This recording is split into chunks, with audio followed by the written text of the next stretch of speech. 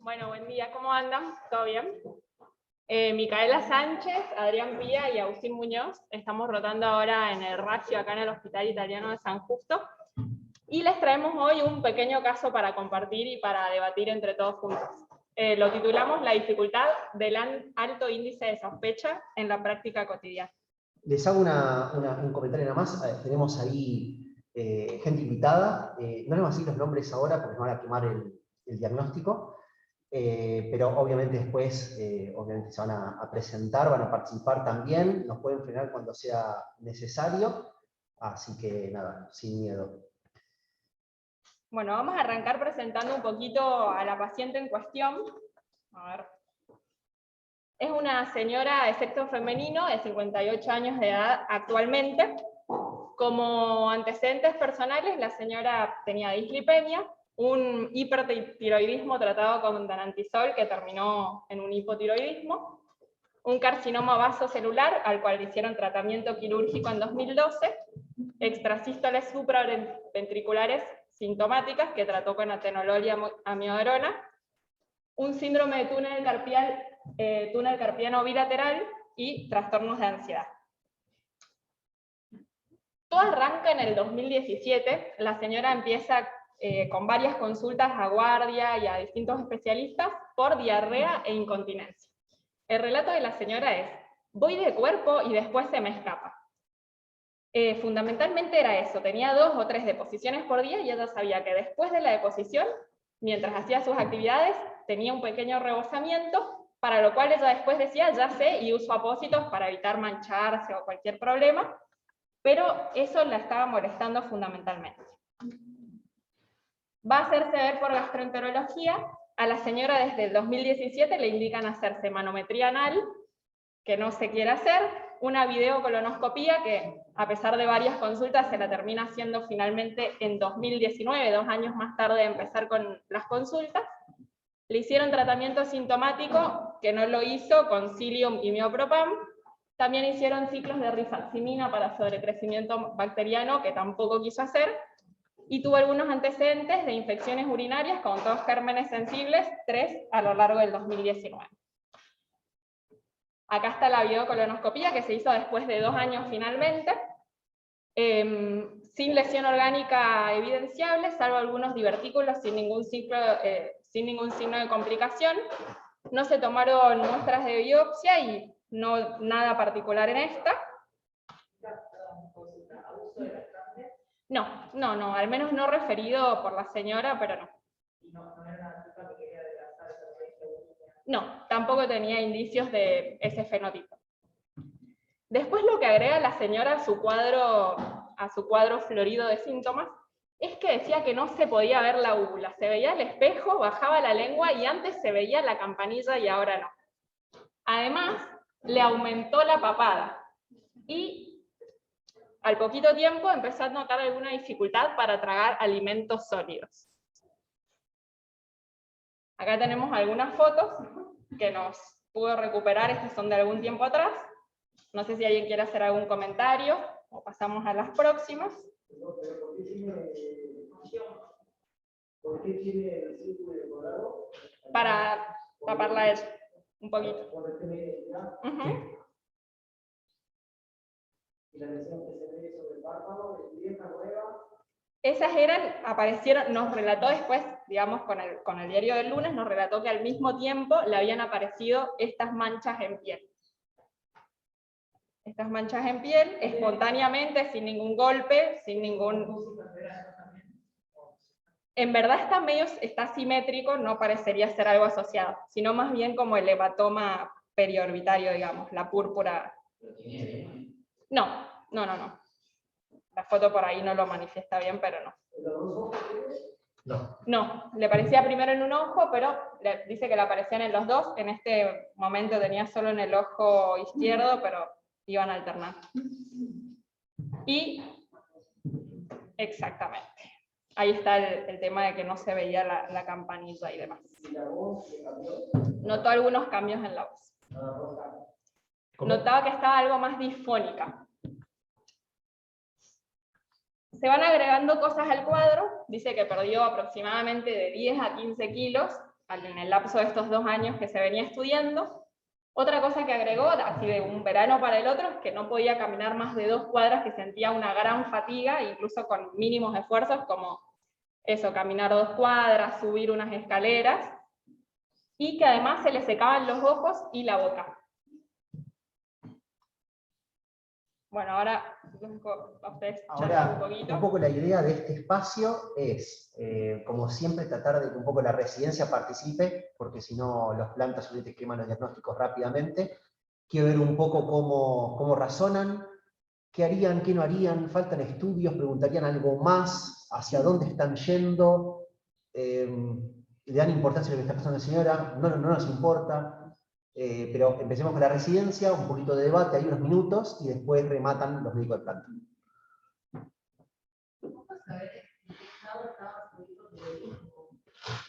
¿Cómo venía? Sí, de eso Agus se venía controlando con la endocrinóloga bastante bien, no tenía ningún problema en ese sentido. No estaba tomando corticoides.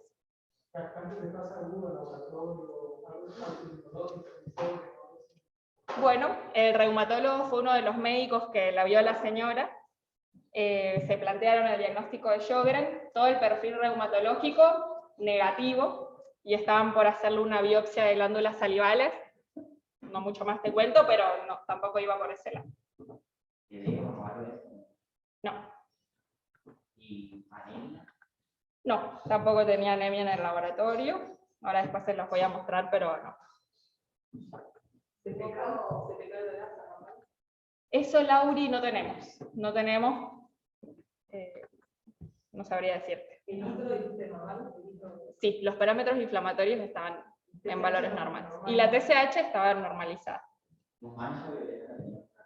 No, era solo periorbitario. ¿Cómo?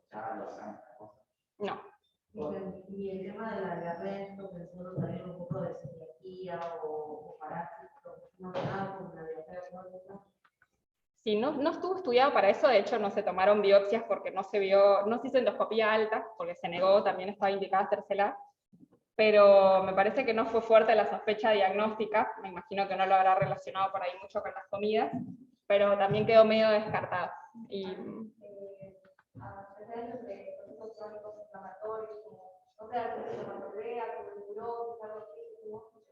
no. No. Solo lo que notó de que le había crecido la papada y de la lengua grande, pero más allá de eso no. ¿Clínica o era altísima? No.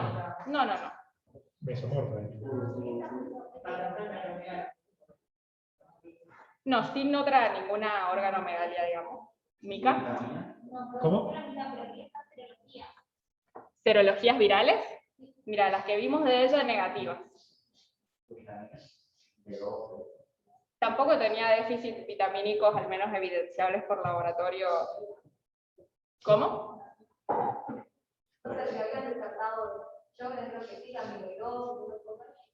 Bueno, a ver. Un poquito más de... Desarrolle, Carly. Desarrolle. No, pero adelante, Carly. Vamos. ¿Qué puede pasar? A lo sumo, alguna guardia castigo, nada más. Bueno. Ahí podemos ir avanzando un poco, no sé si quieren agregar. Bueno, con algo respecto más. al Sjögren que vos decís, Carly, estaba en evaluación, perdón, Estela. Estelita, tiene cuando, digamos, cuando se hace el diagnóstico del paciente o empieza a visualizarse algo un poco más objetivo, la principal sospecha viene por reumatología. Síndrome de Sjögren, la necesidad de hacer una biopsia de glándula salival, por lo menos lo que plantea reumatología, y un pedido de un laboratorio que termina siendo clave, que lo pide reumatología. Después, bueno, eso me dijiste Sjögren, que no te quiero quemar cómo termina, y me dijiste amilidosis. ¿Por qué?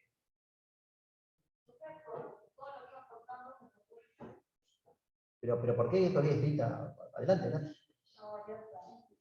¿Pero por qué? ¿Qué fue lo que te hizo despertar la amiloidosis, Perita?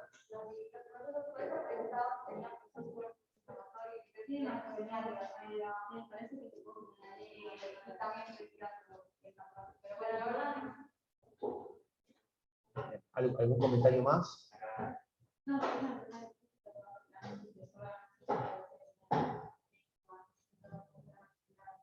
Perfecto.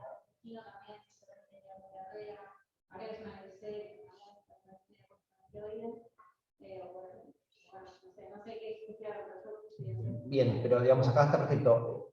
Está la macroglossia, vos decís la papada, la diarrea, todas cosas que te hacen pensar en alguna enfermedad por depósito. Está bien. Está perfecto. Ahora vamos a mostrarle un Ahora poco vamos de a todo mostrar también los impactos. Bien. Bueno, como dice Agus, acá la gente de reumatología empezó a abordar por el lado reumatológico pidiendo una serie de estudios. Esto fue a fines del 2019, que coincide un poco con el inicio de la pandemia, y el laboratorio que vamos a ver ahora lo vio un médico recién 6 meses después.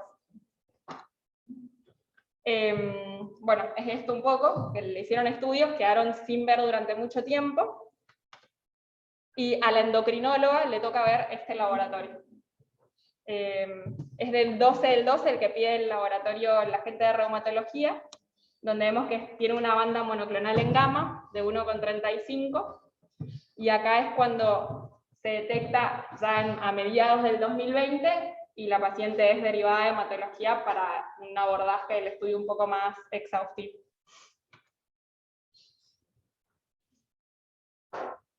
¿Se les ocurre cómo podemos seguir el proceso diagnóstico, hablando un poco de todo esto que tenemos ya en mente? Un poco lo que dice Lauri, ¿no? Empezar a estudiar los órganos para ver qué es lo que podríamos tener afectado, ¿no?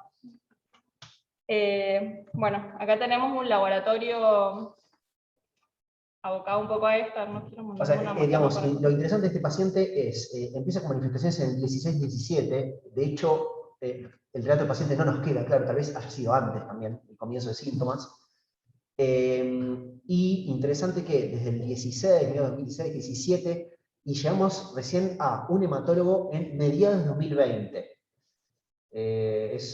Básicamente es el concepto del Ateneo, un poco hablar de esto y del retraso diagnóstico. Obviamente llega a manos de hematología, a ellos se les hace bastante obvio el diagnóstico en ese momento, y empiezan a pedir estudios para tipificar y caracterizar, digamos, esa banda monoclonal, como ustedes ya conocen. Bueno, acá tenemos la inmunoelectroforesis en sangre y en orina, donde se ve el componente monoclonal tipo IgG lambda. Acá tenemos la medición en orina y en suero. Después, un poco lo que iba hablando Lauri, la gente fue estudiando por sistemas para ver qué encontraban. La gente de hematología lo que fue a hacer inicialmente es una PAMO. En la PAMO lo que se vio es que tenía infiltración de plasmocitos en un 20%, con positivo para lambda. Eso es fundamentalmente lo que tenemos de acá.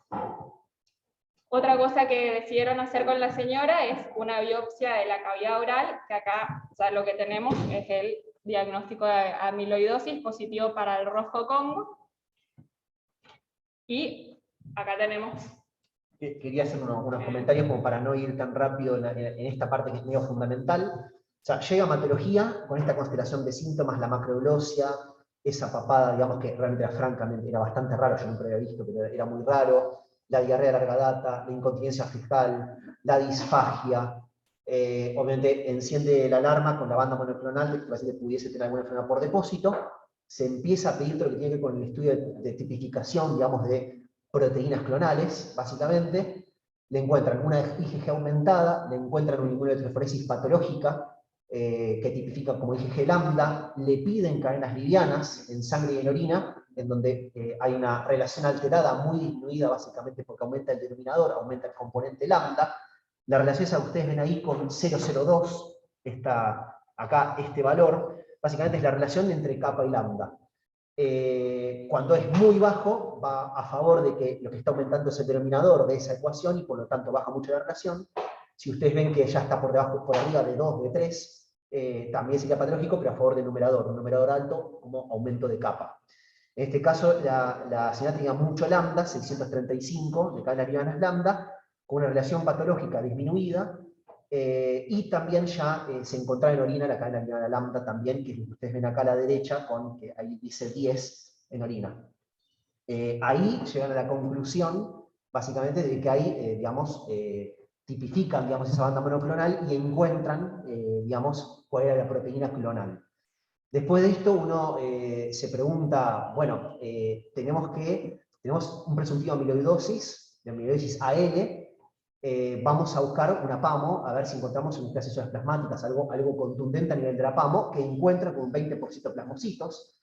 Por lo tanto, hay un debate, digamos, interesante también, si los chicos de hematología quieren participar, en cuanto a si esto es amiloidosis AL más menos mieloma, si decimos que podemos decir que tiene mieloma, no podemos decir que tiene mieloma. Hay una discusión medio filosófica que, para mí como clínico, paciente tiene amiloidosis AL y mieloma múltiple, con 20% de plasmocitos en la médula ósea, lambda positivo en la inmunohistoquímica, y obviamente después queda el paso de detectar ese amiloide en algún órgano, en algún tejido.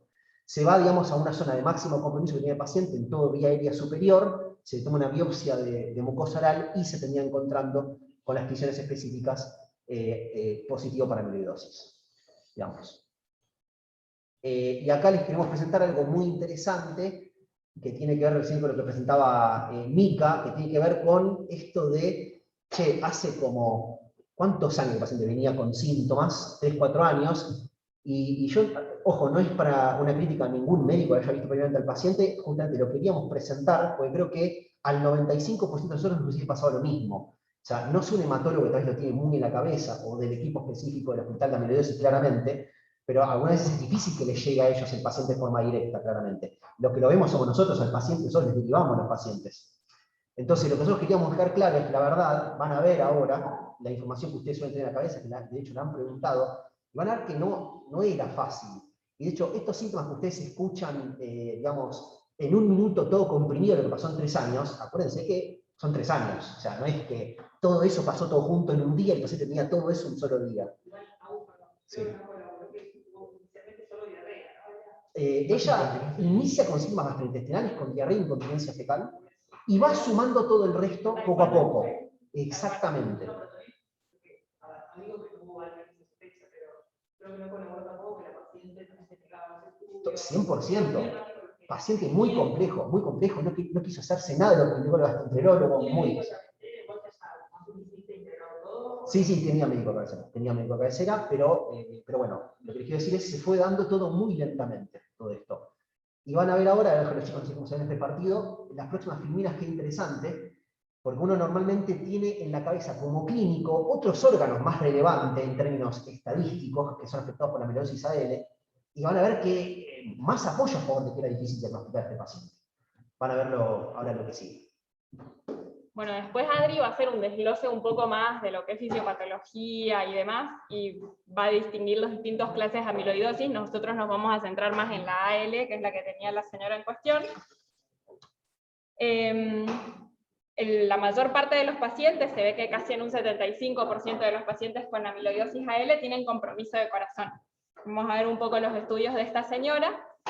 Tenía un ecocardiograma transtorácico en el cual no se veía básicamente ninguna alteración. Los diámetros del ventrículo izquierdo, del ventrículo derecho estaban todos conservados. Ninguna valvulopatía, la verdad es que no parecía tener compromiso a nivel cardiológico. Y otro valor que suelen usar para medir el compromiso no es el valor del BNP, con un valor de 474 como límite para basarlo. El de ella estaba bueno, ahí. 473. Después tenemos el segundo órgano que está más afectado en la amiloidosis AL, que es el riñón. La señora tenía dentro de los estudios una proteinuria de 24 horas, que tenía también valores normales, es decir, que tampoco estaba en principio afectado el riñón.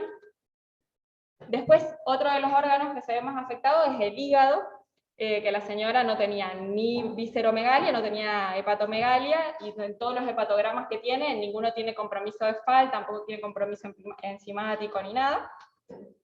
Y después tenemos, que acá nos quedaba la duda a nosotros de si el compromiso de la señora era algo más neuropático o gastrointestinal, neuropático como algo disautonómico, o gastrointestinal por la diarrea, pero bueno, hasta el 22% de los pacientes con amiloidosis AL tienen compromiso neuropático y 17% compromiso gastrointestinal, que acá tenemos, por ejemplo, el síndrome del túnel carpiano, que uno lo ve como algo y que queda ahí entre los antecedentes olvidados de la paciente, pero ella lo tenía desde bastante tiempo antes.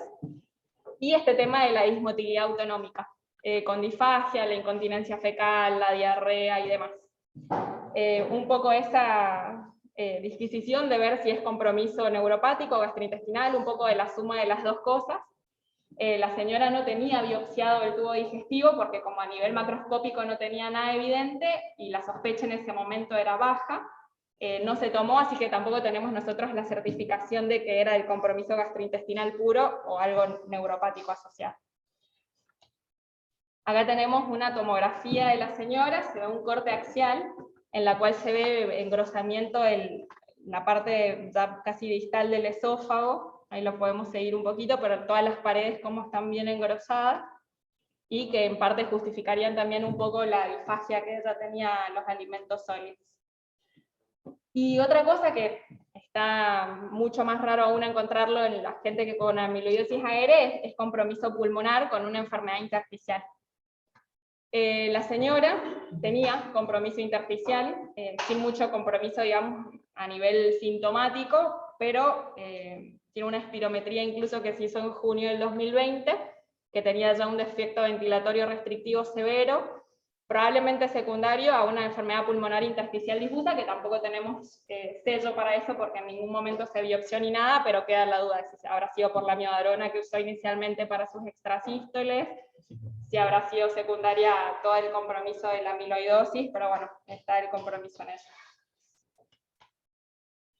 Así que bueno, la interpretación que hicimos nosotros de la señora es esta amiloidosis sistémica L en contexto de mieloma múltiple.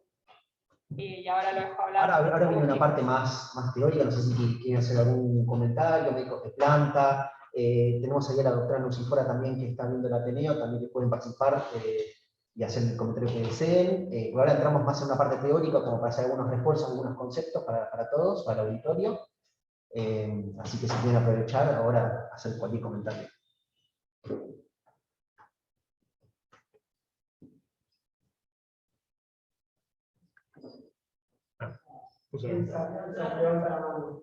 Tengo que sáquese el silencio y puede empezar a hablar.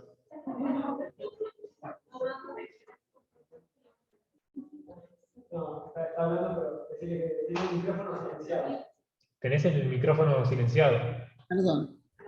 Quería preguntar un dato del ecocardiograma que no estuvo. ¿Cuál es el valor del septum, del grosor del septum? Bueno, eso, doctora, no estaba medido, me imagino que también en parte por la sospecha. Habitualmente después hay una parte de abajo en la que a veces lo miden, me imagino que si uno tiene la sospecha o si va y pide directamente que lo miden, pero acá no lo tenemos. No, en general es un dato habitual, pero no importa, no importa. Sí, no, Sí, no lo no tenemos. está.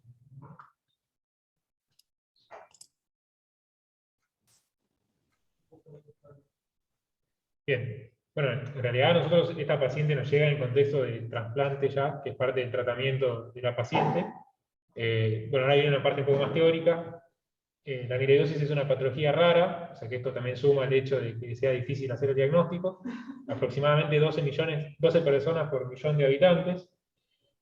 Es una enfermedad que se caracteriza por la acumulación de proteínas mal plegadas, lámina beta, que es una estructura secundaria de las proteínas, que cuando se depositan en los órganos lo que hacen es esquivar el catabolismo de esas proteínas, por lo tanto el cuerpo no las puede eliminar y esa acumulación se va sosteniendo en el tiempo, lleva a la disfunción de los distintos órganos y eventualmente a la muerte. Anteriormente se hablaba de una amiloidosis primaria, que es la AL, y de la TTR, que es una proteína, la transtirretina, que es un transportador de la tiroxina y el retinol, que normalmente va como tetrámero, pero en este caso circula como un monómero que se deposita. Algo que de la AL sería un depósito de un fragmento de la cadena liviana o pesada de una inmunoglobulina, y nos llamó la atención esto de que no se depositaba en el sistema nervioso central. Las manifestaciones clínicas pueden tirar para cualquier lado. Nosotros acá agarramos las que ella nos fue relatando. Ella esto que decía que le costaba, ella nos daba un relato de que no podía subir los médanos de cuando se iba de vacaciones, la fatiga, edemas, ella no tenía edemas, pérdida de peso, que sí lo tuvo, disnea ante esfuerzos, que eso estaría más por afección cardíaca, hipotensión ortostática, que ella no tenía. Todos estos son de alta sensibilidad para amiloidosis, pero de baja especificidad, ¿no? Nadie de nosotros va a pensar que alguien tiene amiloidosis por todos estos síntomas.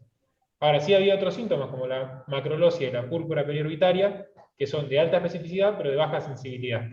Otros que nos podrían hacer, como que tendríamos que pensar que pueden llegar a tener amiloidosis, no como primera opción, ¿no? Pero hay que tenerlo ahí como alerta, es el síndrome del túnel carpiano, la estenosis lumbar, la rotura del tendón del bíceps, y hepatomegalia y neuropatía de fibra fina. Esto es, había un artículo de la JAMA que nosotros leímos, y la única imagen con dibujo que tenía era esta. Y es la lengua de la señora con la púrpura periorbitaria que vemos ahí.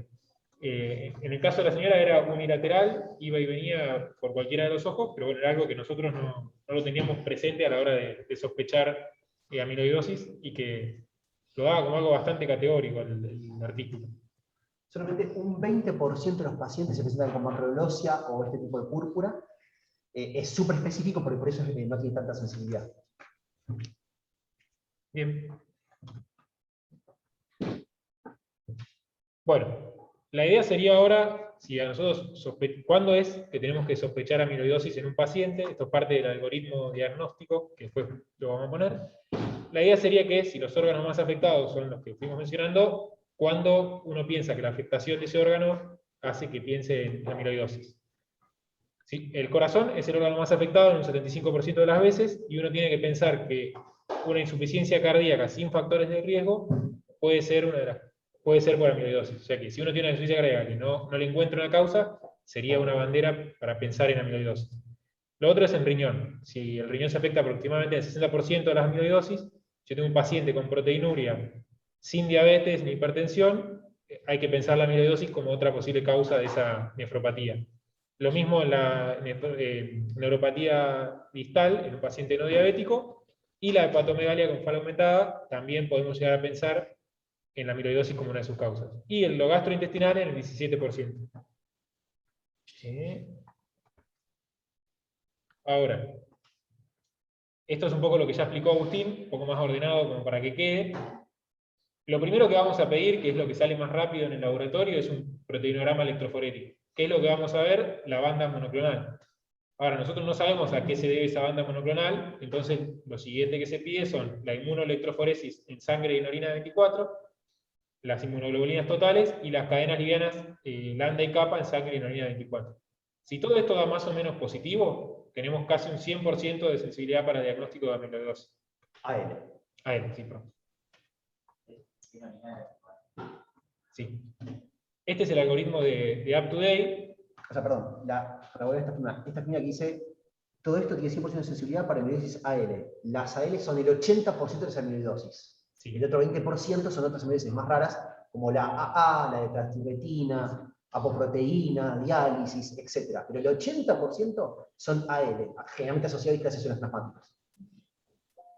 Eso, por lo que estuvimos leyendo, en realidad es un concepto que estaría ahora disminuyendo. En realidad está aumentando más la amiloidosis TTR. Se cree que también por una cuestión de que hay más técnicas de diagnóstico por ahí más accesibles que para hacer la de la L, pero estaría en aumento. Ya no es tan así como 80-20, sino que es casi un 65, 20 y pico de la transtirretina.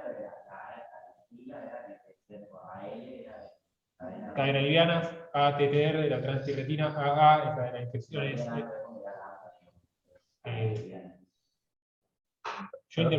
Pero Marco, yo no escuché el punto.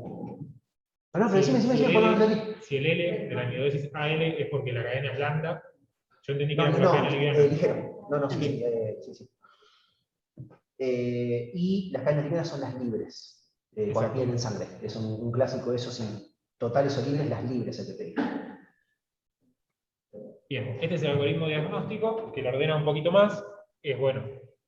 Acá te dice que hay que pedir, acá hacemos inmunoelectroforesis en suero, en orina, y las cadenas livianas libres, como para saber también, esto nos sirve después para ver si responde o no al tratamiento. Hay que tener un dosaje de las cadenas libres para eso. Y entonces dice, bueno, si con todo esto yo sospecho amiloidosis, yo en realidad no estoy seguro de que la persona tenga amiloidosis, sino que lo que yo sé es que tiene un aumento de cadenas livianas.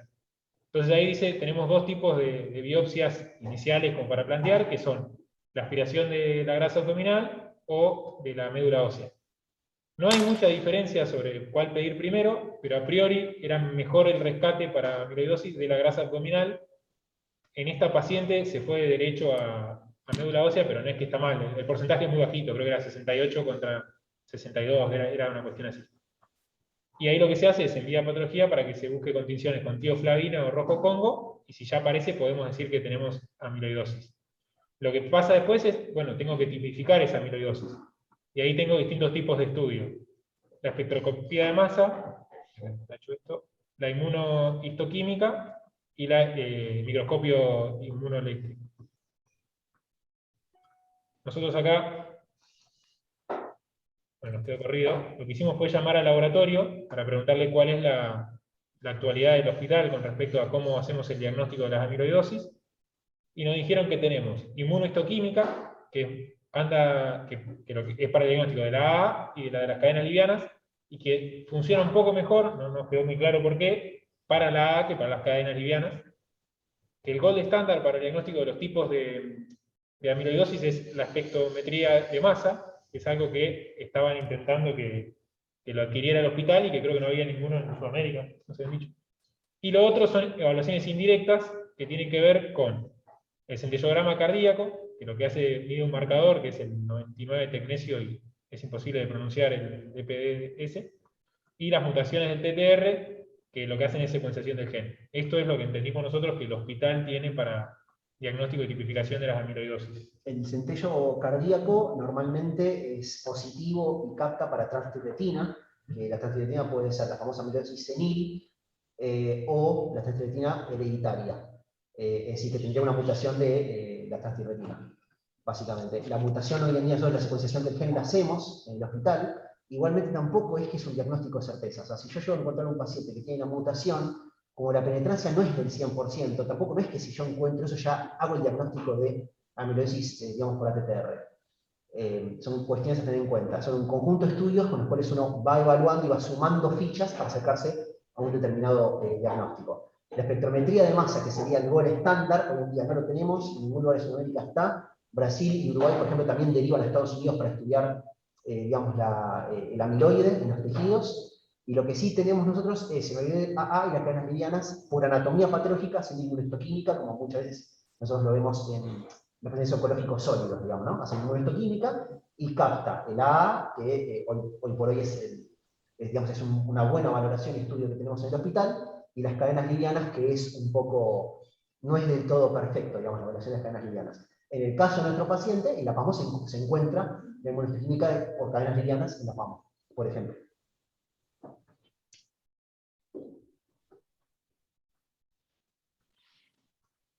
Bueno, con respecto al tratamiento, lo primero que hay que hacer para ver cómo se trata a esta paciente es determinar si la paciente tiene criterio o no de trasplante de médula.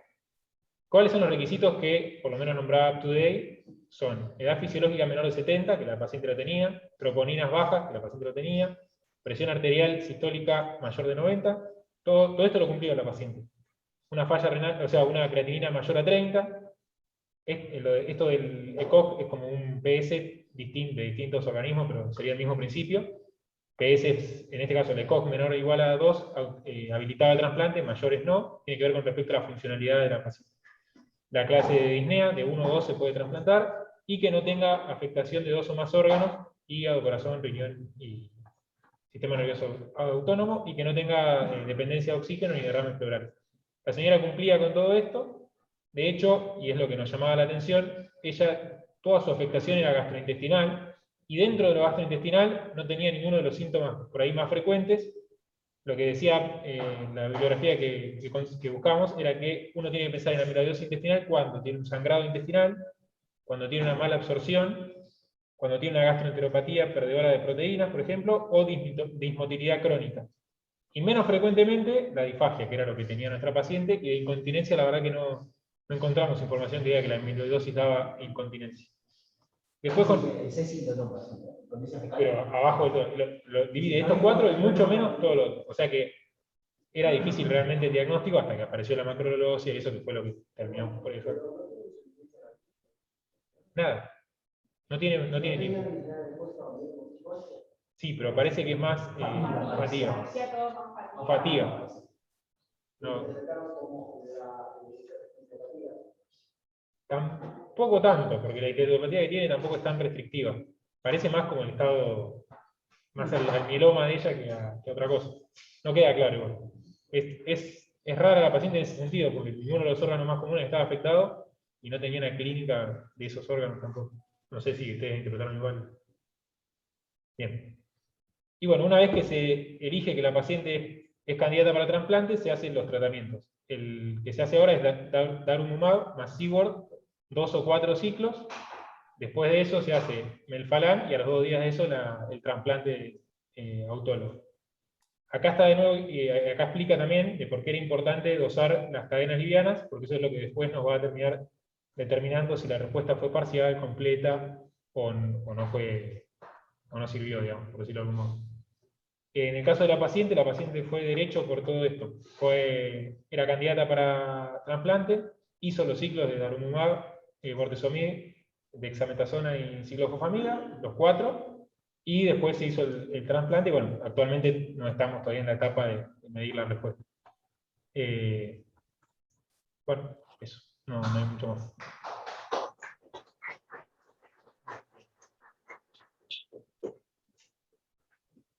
¿Alguno quiere hacer un comentario? También los que están escuchando a distancia. No sé, lo presentamos a propósito justamente porque no nos parece que, no para criticar, digamos, el pasado profesional de los médicos, sino que me parece que nos hubiese pasado un gran porcentaje con nosotros. O sea, es un diagnóstico difícil, de hecho está reportado en la literatura, son pacientes que llegan tarde, y la verdad que es difícil. O sea, hasta que no hizo toda la constelación de síntomas, la verdad, y de hecho les voy a decir que no fue por la macroglosia, no fue por, digamos, el hematoma periorbitario, por la dismotilidad de tubo digestivo, fue por un hallazgo de una banda monoclonal. La endocrinóloga que seguía al paciente, que la seguía por tema del hipotiroidismo, ve la banda, le llama la atención y lo deriva a hematología. O sea, así fue en realidad cómo entra el paciente en hematología, a través de una banda monoclonal. O sea, incluso hasta el momento de la banda monoclonal, digamos, nadie había asociado los síntomas con amiloidosis. Entonces, fíjense qué difícil. También por qué lo dijimos en el Ateneo, ¿no? Ningún órgano de los comunes estaba afectado. Los comunes son como así comunes, ¿no? Porque el 7% de la gente intestinal está también dentro de lo más importante, pero no los que nosotros tenemos más habitualmente en la cabeza, en el corazón y el riñón, básicamente. Así que por eso nos pareció interesante presentarlo. Acá hay gente que quiere participar, si quieren desmútense tranquilos, charlen, no, sin problema.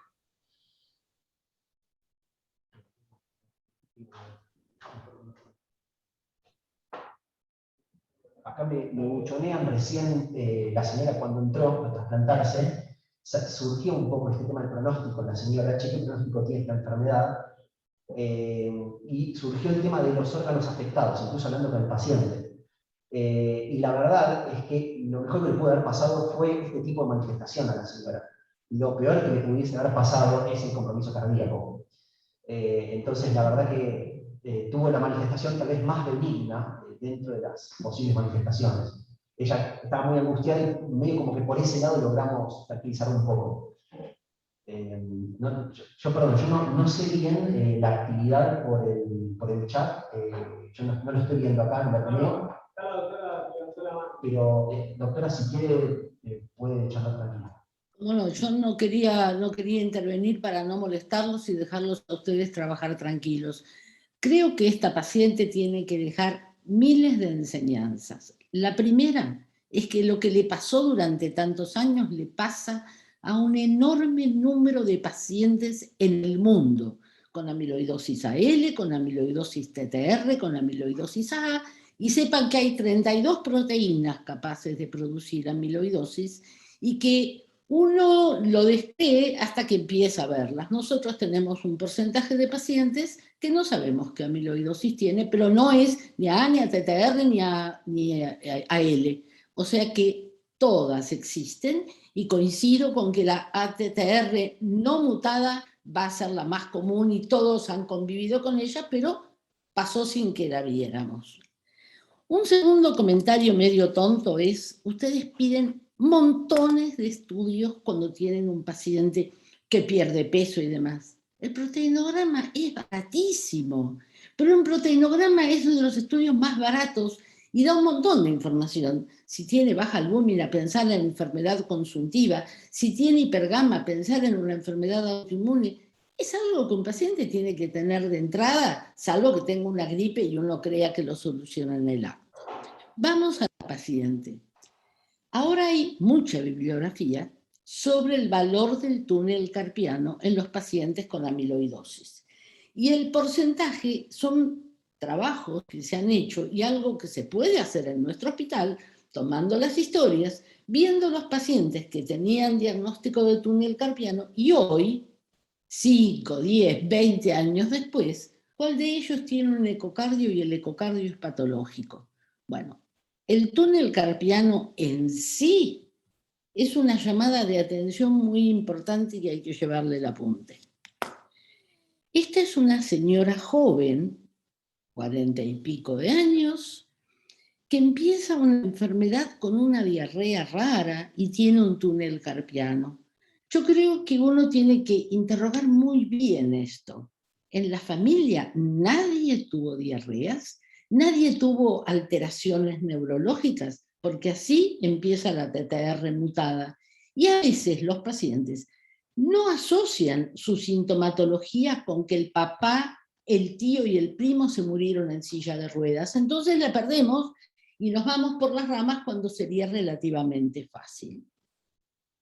Ahora, esta señora casi no hubiera necesitado un diagnóstico diferencial, que por supuesto hay que hacerlo por disciplina.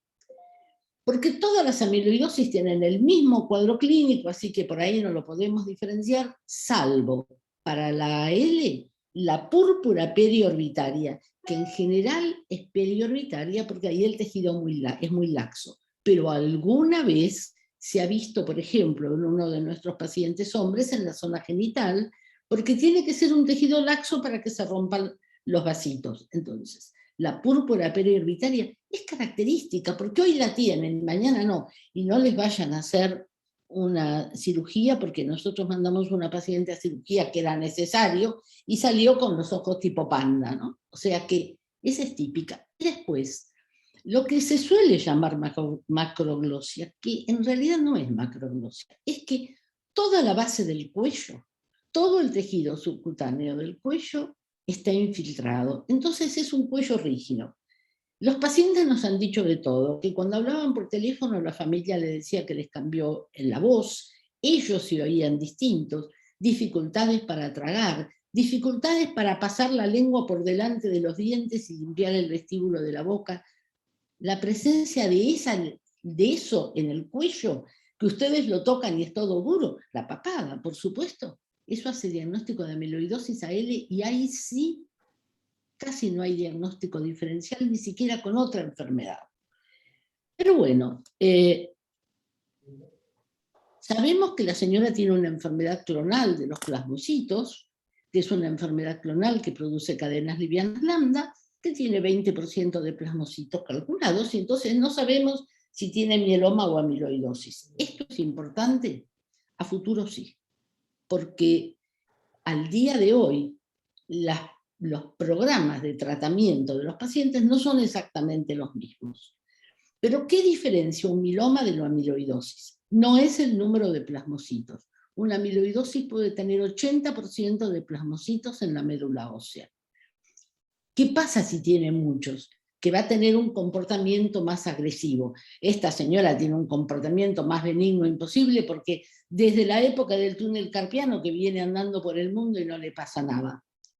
Lo que lo diferencia es que tengan las características clínicas del mieloma, que tenga anemia, que tenga lesiones óseas, para los cuales no hay otra forma que hacer un PET o una resonancia nuclear magnética para descartarlo, que tenga hipercalcemia y que tenga compromiso renal.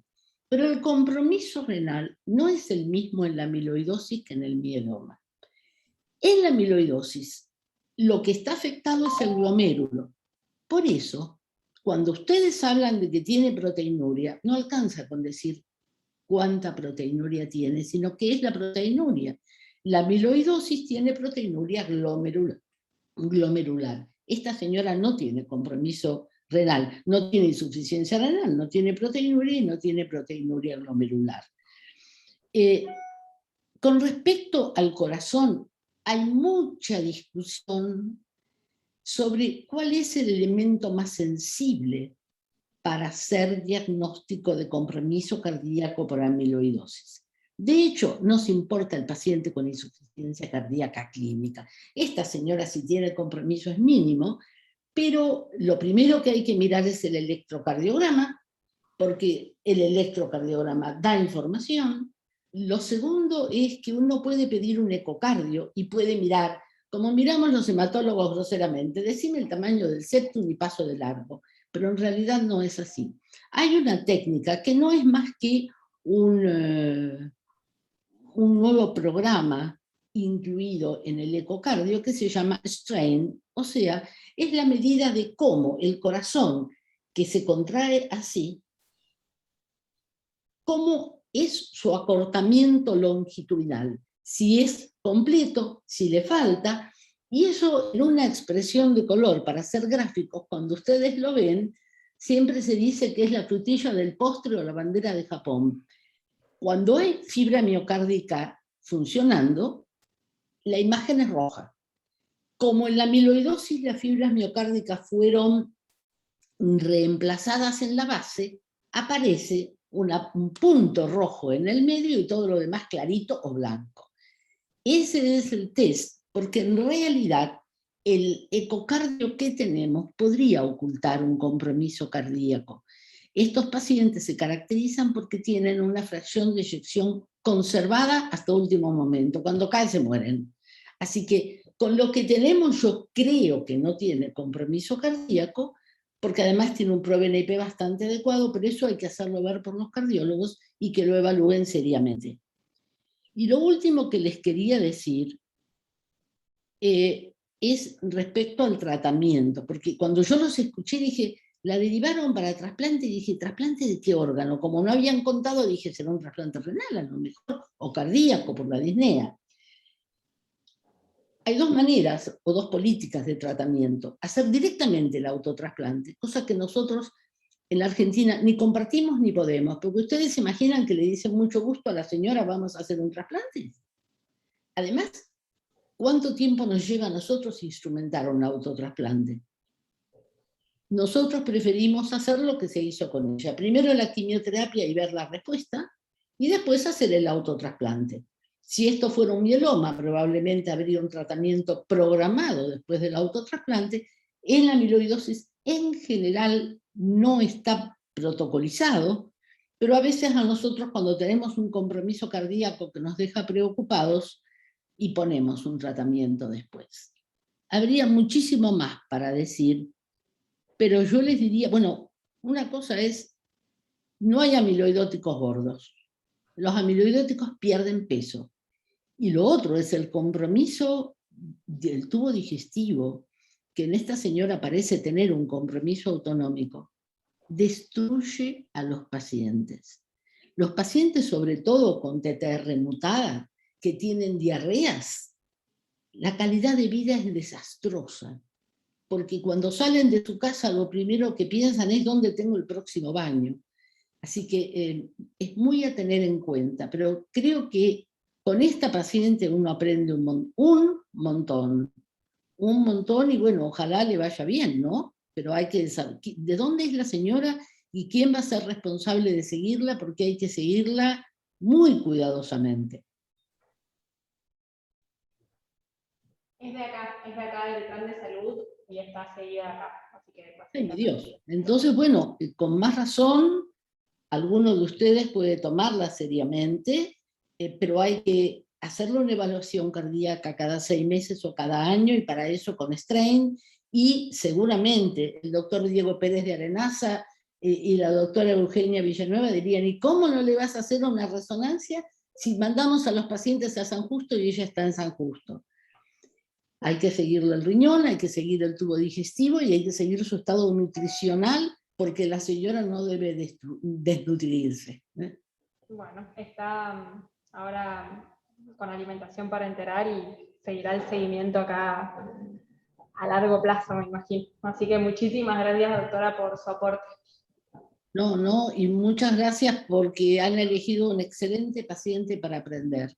Bueno, muchas gracias. La verdad que es maravillosa la tecnología, ¿no? Hoy en día Elsa no está acá con nosotros en San Justo físicamente, pero nos ha dado una cátedra de amiloidosis impresionante. Así que gracias a la tecnología también que nos permite esto. La verdad que hoy en día se escucha bárbaro. En una época, la verdad que esto no se podía hacer. Hoy en día te escuchamos perfecto, Elsa, así que muchas gracias por todo. No, al contrario, gracias por hacernos llegar la invitación. Chao, hasta luego. Hasta pronto.